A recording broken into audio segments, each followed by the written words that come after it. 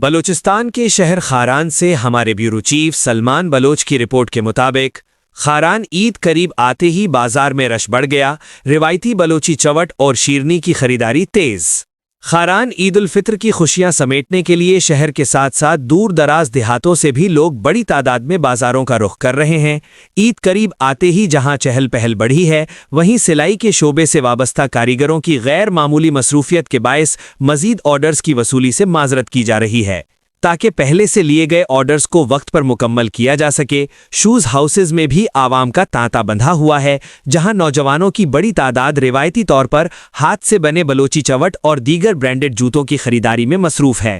نائی کی دکانوں پر بھی غیر معمولی رش ہے اور لوگ اپنی باری کے انتظار میں گھنٹوں بیٹھے نظر آتے ہیں، جبکہ مٹھائی کی دکانوں پر بھی شہریوں کا جمع غفیر شیرنی کی خریداری کے لیے جمع ہے۔ عید کی مناسبت سے خاران بازار میں مختلف اشیاء کے خصوصی سٹالز بھی لگائے گئے ہیں، جہاں ضرورت کی تمام چیزیں بآسانی دستیاب ہیں۔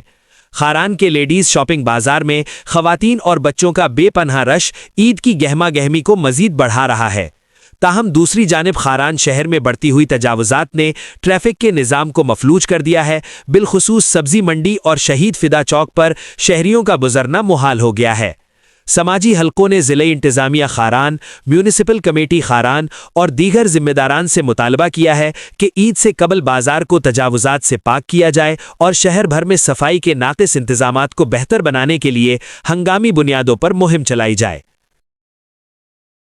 تازہ ترین خبروں اور تبصروں کے لیے voice of Makran YouTube channel, Facebook page اور واٹس ایپ چینل کو فالو اور سبسکرائب کیجیے۔